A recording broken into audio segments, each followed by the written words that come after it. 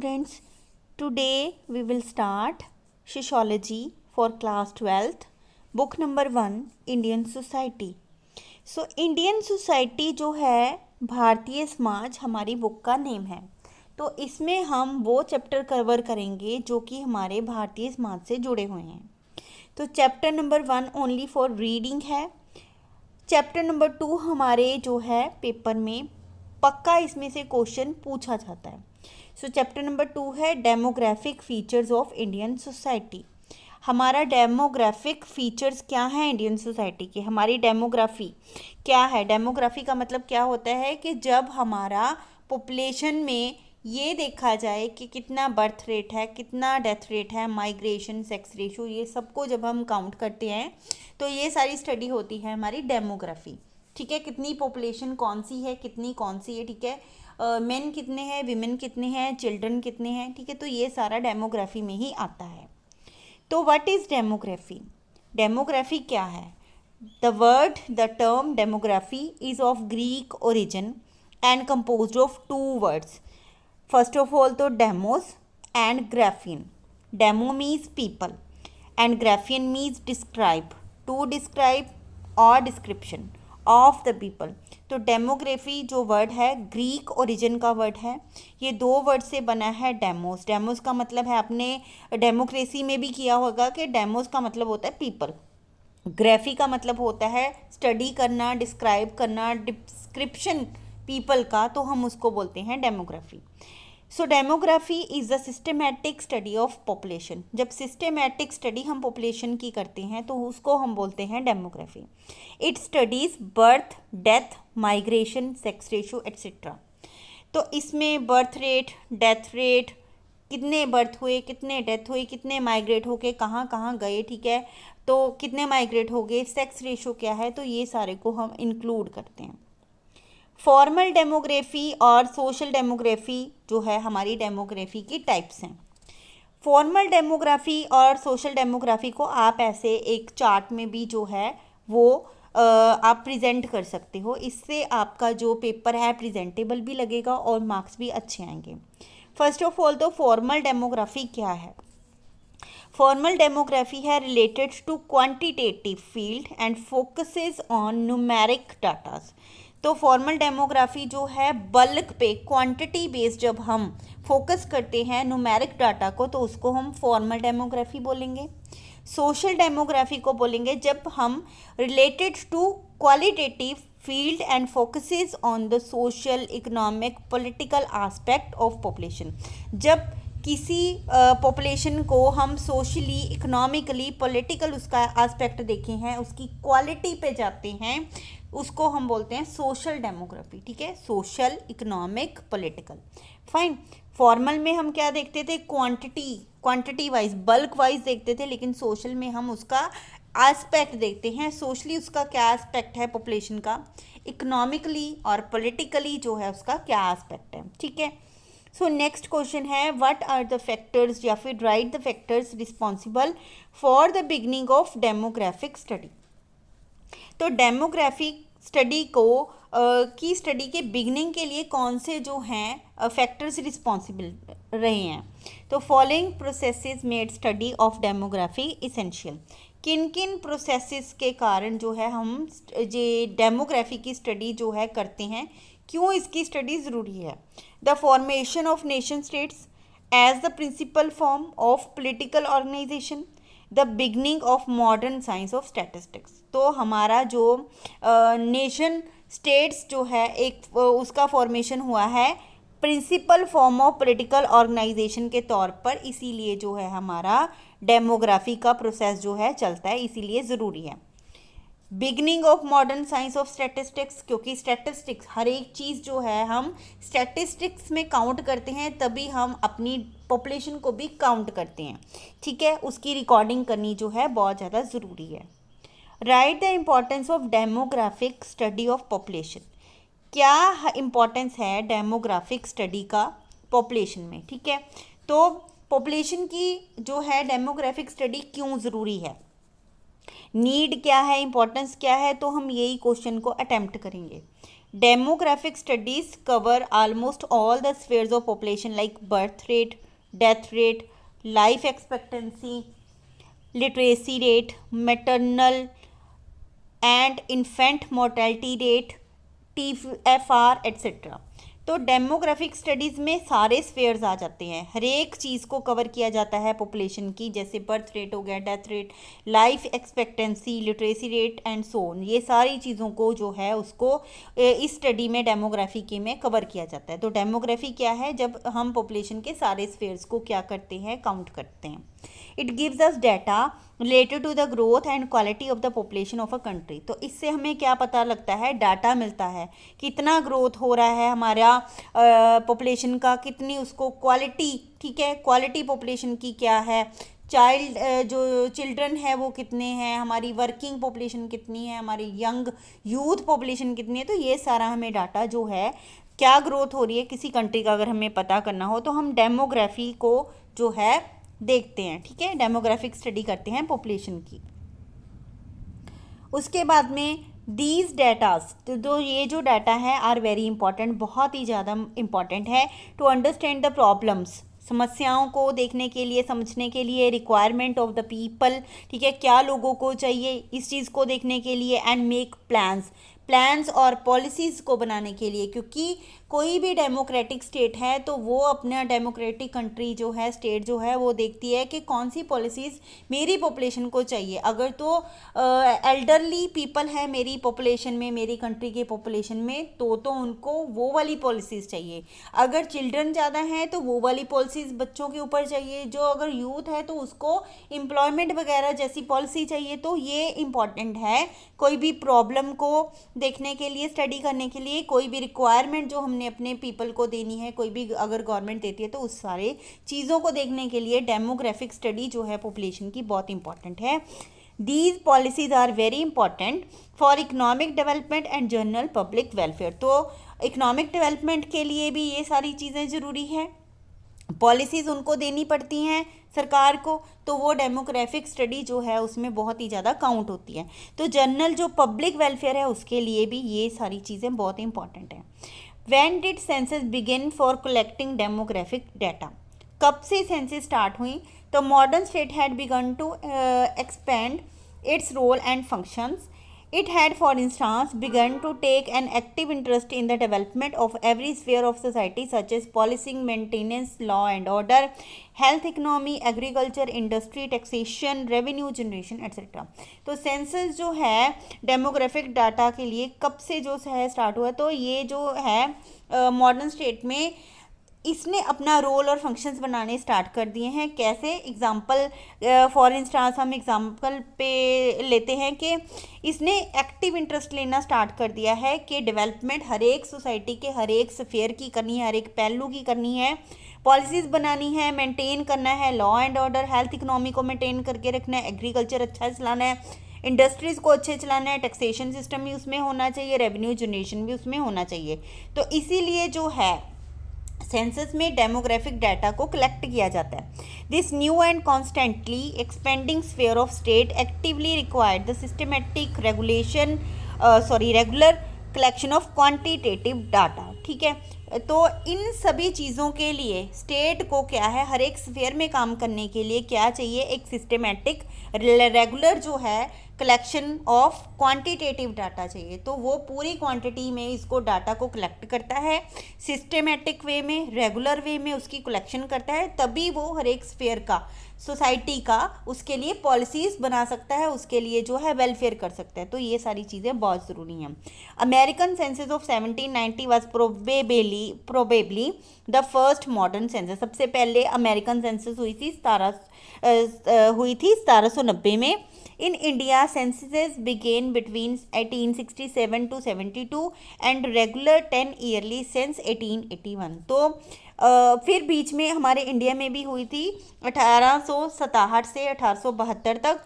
फिर उसके बाद में ये जो है एज इट इज़ रह गई थी, नहीं हुआ इस पे काम। फिर रेगुलरली 1881 से ये स्टार्ट हुई है, तब से रेगुलरली जो है हमारा डेमोग्राफी डाटा जो है कलेक्ट किया जाता है।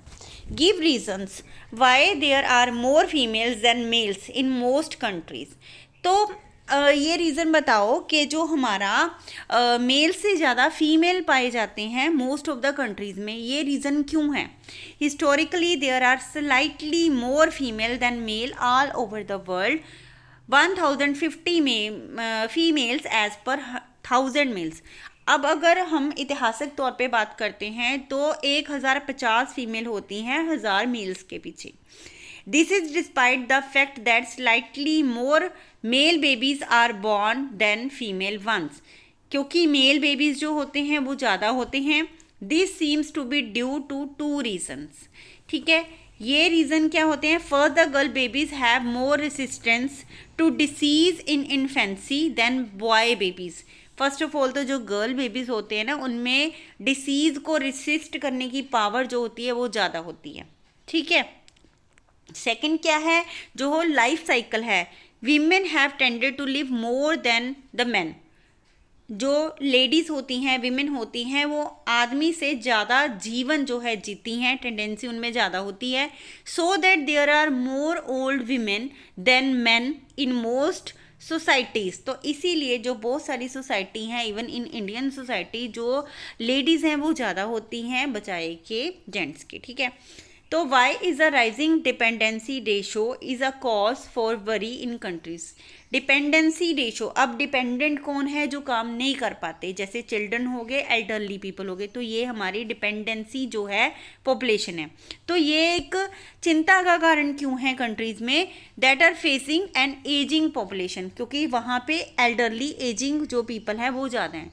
तो dependency ratio refers to the proportion of dependents elderly people and children. अब डिपेंडेंट कौन है? बच्चे हो गए और कौन हो गए? बूढ़े हो गए, ठीक है। बच्चे और बूढ़े हो गए, ठीक है। ये हैं डिपेंडेंट्स 15 से 60, ठीक है, 15 के पहले, ठीक है, और 60 के बाद। तो ये हैं हमारे डिपेंडेंट, ठीक है। लेकिन वर्किंग एज हमारी कौन सी है? जो कि 16 से लेके 59 तक है, ये है हमारी वर्किंग पॉपुलेशन। बाकी हमारी जो डिपेंडेंट पॉपुलेशन है ये हमारी है 15 से लो वाली, ठीक है, 15 से पहले, उसके बाद में 60 से अबव वाली, ये हमारी है डिपेंडेंसी पॉपुलेशन। तो डिपेंडेंसी रेशियो क्या है? Refers to the proportion of dependents. कितने डिपेंडेंट्स हैं? एल्डरली पीपल एंड चिल्ड्रन, ये डिपेंडेंट है ना, तो इनका जो है, इनका प्रपोर्शन जो डिपेंडेंट्स का है उसको हम बोलते हैं डिपेंडेंसी रेशियो। किसके साथ है इनका जो रेशियो प्रपोर्शन हम अगर कैरी करेंगे तो वर्किंग एज का, ठीक है। वर्किंग एज कौन सी है? 15 से 60 वाली। तो 15 से पहले वाले भी डिपेंडेंट, 60 से अबव वाले भी डिपेंडेंट, ठीक है। High working population is also referred as demographic dividend. जो हाई वर्किंग पॉपुलेशन है, ठीक है, उसको भी हम डेमोग्राफिक डिविडेंड बोलते हैं। कैसे? A rising dependency ratio is a cause for worry in countries they are facing an aging population since it becomes difficult for a relatively small proportion of working age people to carry the burden of providing for a relatively large proportion of dependents, ठीक है। तो इसीलिए जो है एक rising dependency ratio जो है बहुत बढ़ रही है।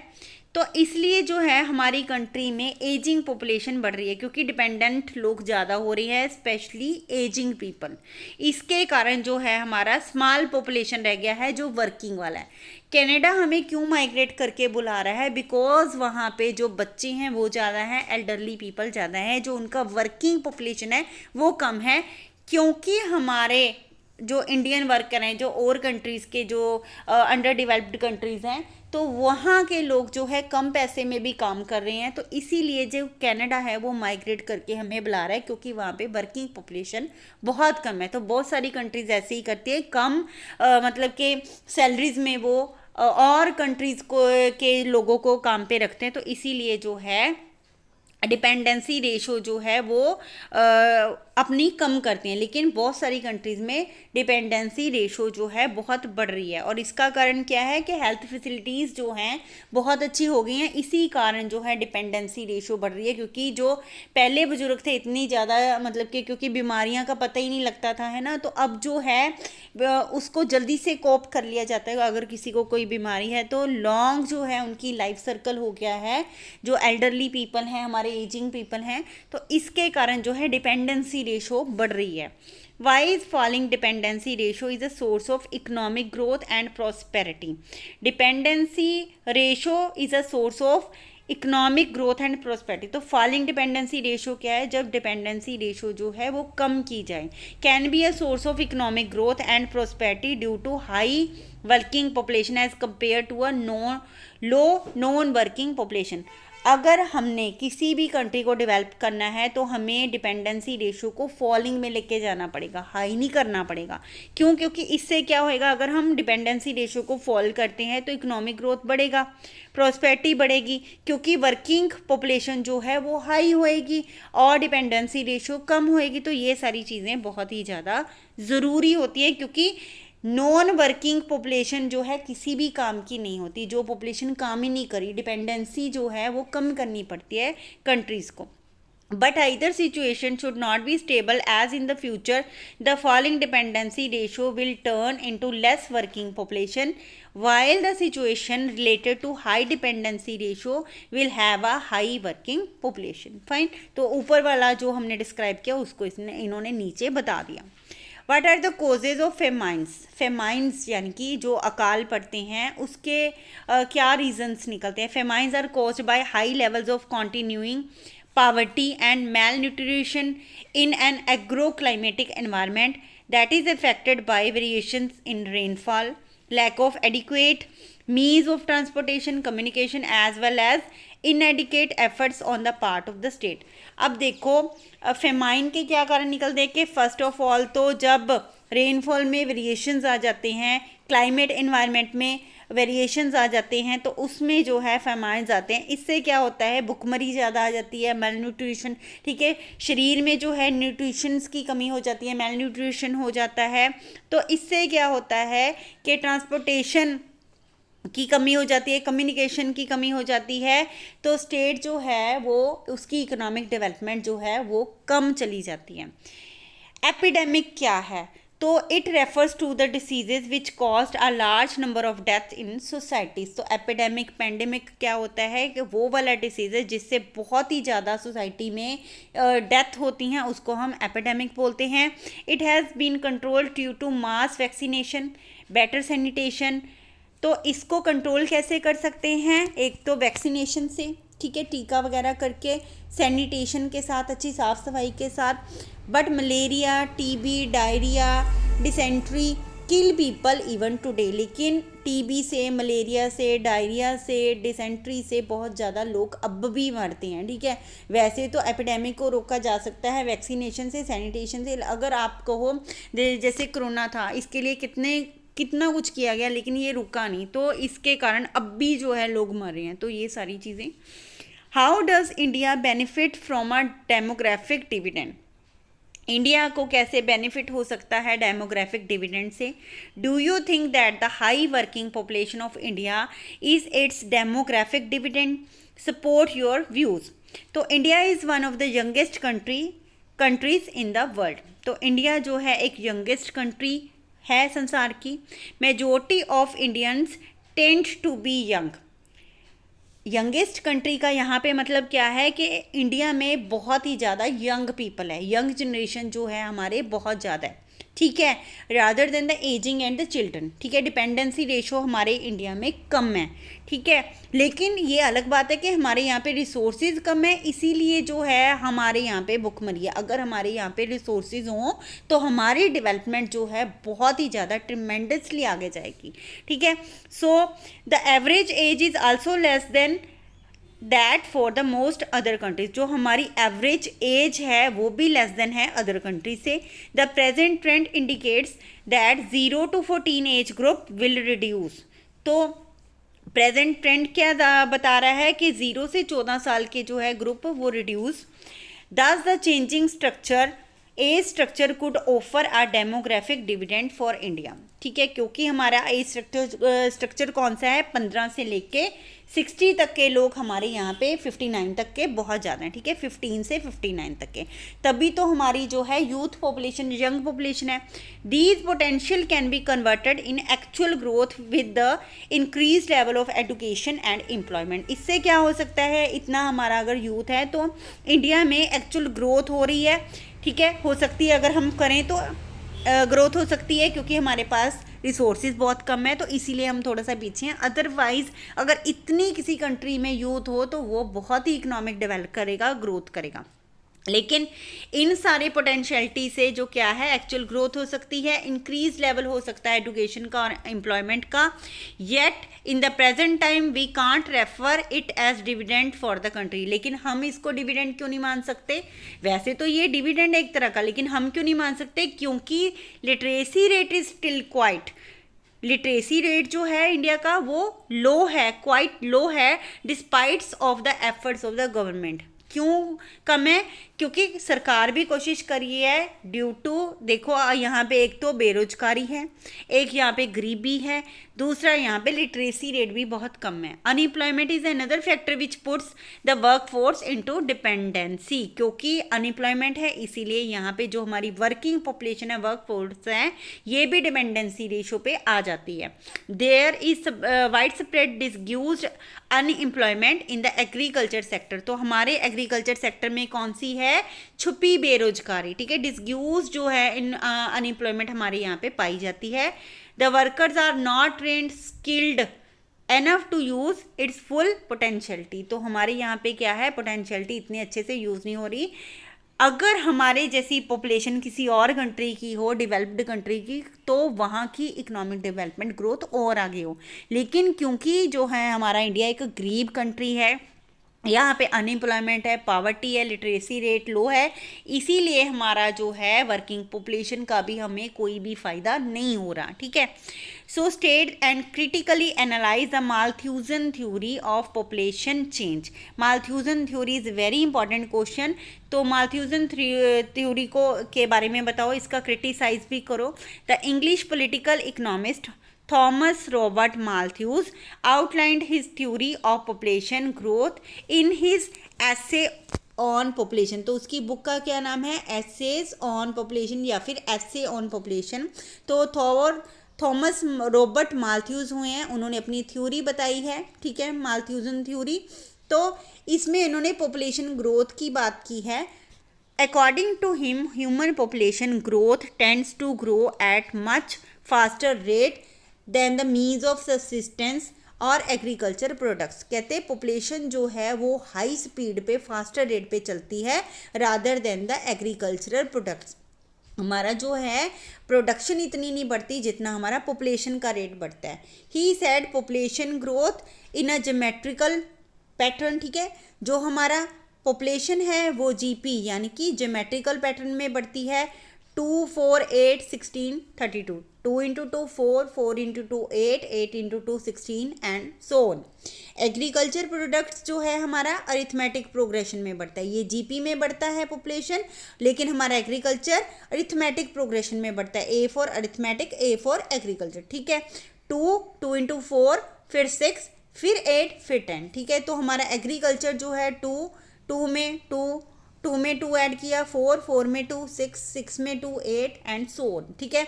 ये मल्टीपल है ऊपर वाला, और ये जो है एडिशन में चलता है। 2 + 2 4 2 6, फिर 8, फिर 10, फिर 12, फिर 14 ऐसे।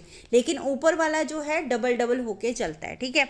इसीलिए जो है हमारा जो एग्रीकल्चर प्रोडक्शन है वो लो है, और पॉपुलेशन जो है हमारा जोग्राफिकल पैटर्न में चलता है, यो इसीलिए जो है ये ज़्यादा है। तो therefore humanity is condemned to live in poverty. इसीलिए जो है हमारे यहाँ पे गरीबी है, ह्यूमैनिटी को गरीबी में रहना पड़ता है।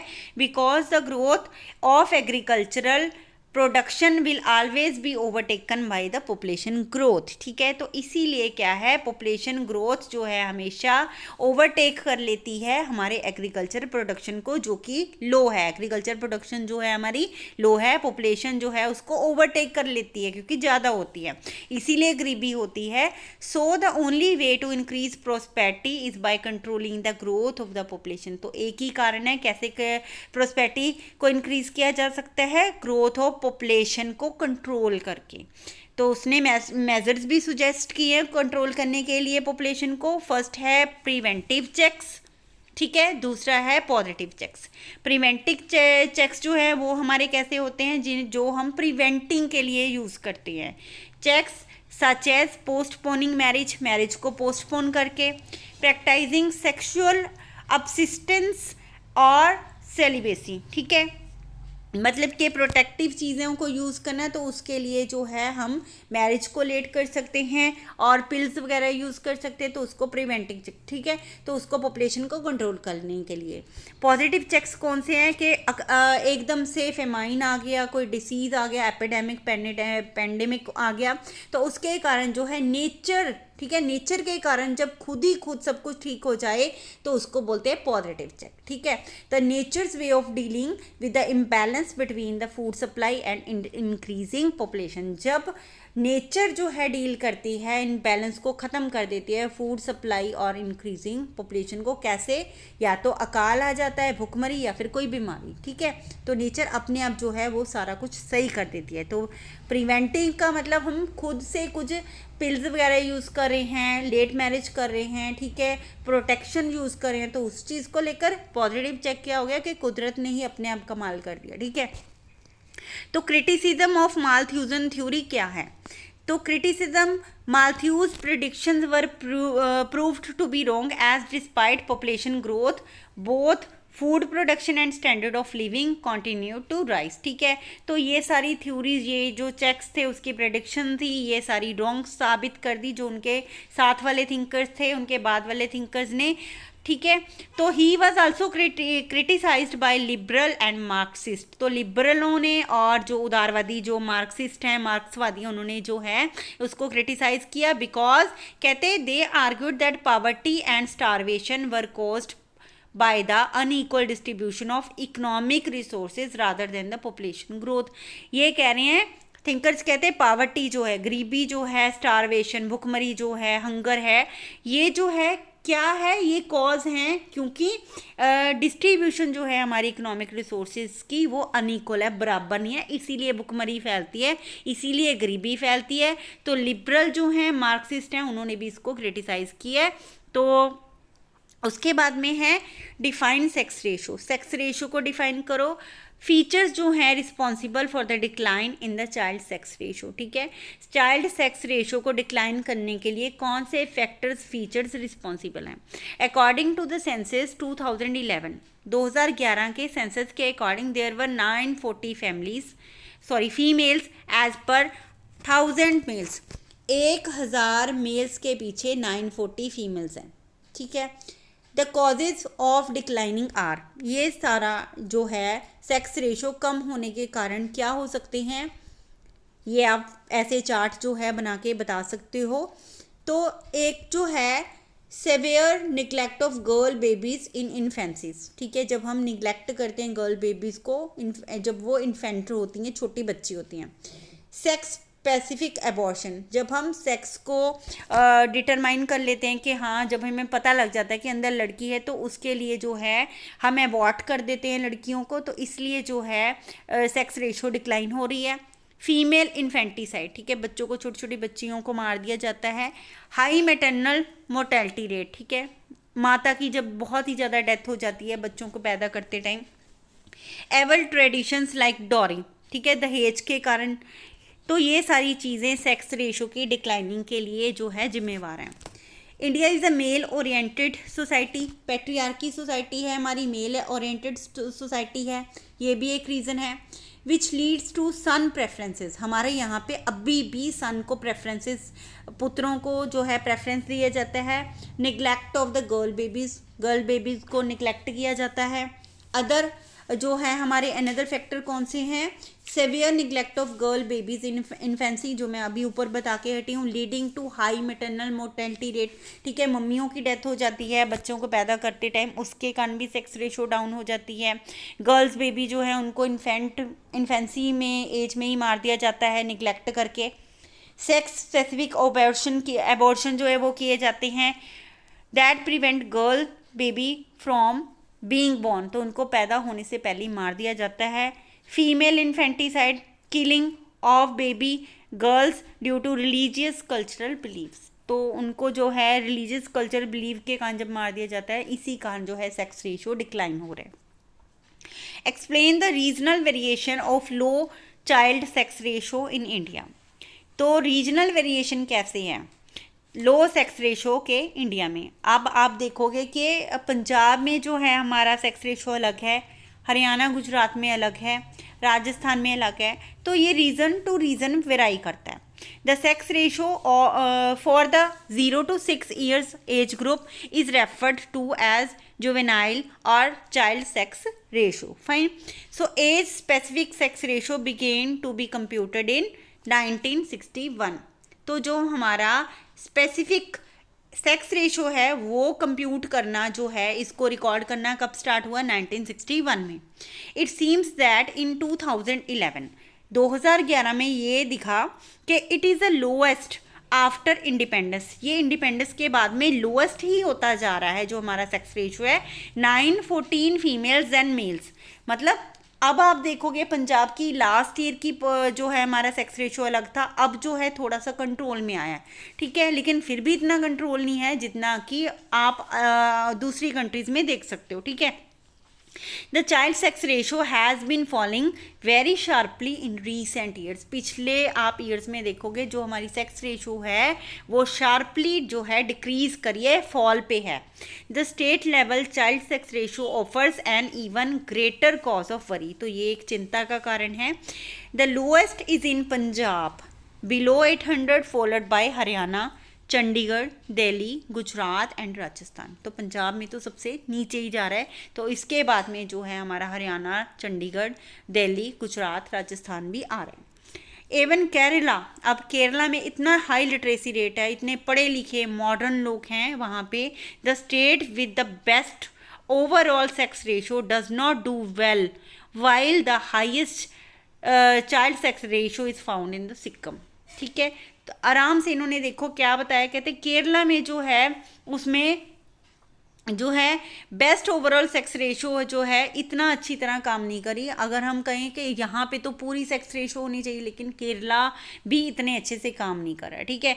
तो while the highest child sex ratio is found in the Sikkim, ठीक है, तो सिक्किम में जो है सबसे ज़्यादा मिला है। What should be done to increase the child sex ratio? अब सेक्स रेशो को बढ़ाने के लिए करना क्या चाहिए? There is a need to check people who are contributing to the declining child sex ratio, including doctors, paramedical staff responsible for female feticides. अब ये तो गवर्नमेंट को करना चाहिए कि कैसे चेक करना चाहिए उनको, तो उनको जो है जो भी इसके कंट्रीब्यूटिंग रीजंस हैं, कंट्रीब्यूटर्स हैं डिक्लाइन करने के लिए रिस्पॉन्सिबल हैं चाइल्ड सेक्स रेशो को, जैसे कि डॉक्टर भी हो सकते हैं, नर्सिस भी हो सकते हैं, पैरामेडिकल स्टाफ हो सकता है, जो भी इसके लिए रिस्पॉन्सिबल हैं फीमेल फिटिसाइड के लिए, तो उनके लिए जो है चेकिंग करनी चाहिए, प्रॉपर चेक्स होने चाहिए। There is a need for strict implementation of pre conception and pre natal diagnostic act PCP NDT 1994 and Rules 1996 which has provision for awarding punishment, तो इसको जो है अच्छे से इम्प्लीमेंट करना चाहिए ताकि जो है पनिशमेंट इनको लोगों को दी जा सके। So define some relevant features of the health policy of India. Relevant feature जो है हमारी हेल्थ पॉलिसी ऑफ इंडिया के, वो फीचर्स क्या हैं? The ministry of health and family welfare has announced the 3rd national health policy 2017 on 15 मार्च 2017। तो ministry of health and family welfare ने 3rd national health policy जो है वो बनाई है 2017 की 15 मार्च को 2017 को ये जो है लागू की गई है। The first national health policy of India NHP was formulated in 1983। पहले वाली 1983 में थी, with its main focus on provision of primary health care to all by 2000। इन्होंने कहा कि 2000 तक जो है प्राइमरी हेल्थ सभी की जो है उस पर फोकस करना है। सेकंड पॉलिसी जो थी वो लॉन्च हुई थी 2002 में, पहले वाली 1983 में, सेकंड जो थी 2002 में, जो तीसरी है वो 15 मार्च 2017 में लागू की गई थी। ठीक है। सो नाउ आफ्टर 14 ईयर्स, 14 सालों के बाद में द लास्ट हेल्थ पॉलिसी जो है वो लागू की गई, last and the latest. Many things have been changed in the country, so the targets of the national health policy are decided as per the requirement of the need of the hour. तो अभी की जो है national health policy ने उस पे target किया है जो इस टाइम पूरा जो है हमारा नीड ऑफ द आवर है। गोल ऑफ द पॉलिसी, अब इसके एम्स क्या हैं? The policy AIIMS on the attainment of the highest possible level of the health. अच्छे से अच्छी हेल्थ के लेवल को जो है अचीव किया जाए, वेलबींग को अचीव किया जाए सारी एजेस के लोगों के लिए। दो, a preventive and promotive health care orientation. The primary objective of National Health Policy 2017 is to strengthen the trust of the common man in the public health care system by making it if the patient-centric, efficient, effective, affordable with a comprehensive package of services and products that meet immediate health care needs of the most of the people. जो है public health care system को उसको अच्छे से जो है strengthen किया जा सके ताकि ये पेशेंट सेंट्रिक हो, एफिशिएंट, इफ़ेक्टिव, अफोर्डेबल हो, ताकि जो अच्छी सी पैकेजेस ऑफ सर्विसेज हैं इनको दी जा सके, ताकि जो है इनकी हेल्थ केयर जो है बहुत सारे लोगों की उसको कंप्लीट किया जा सके।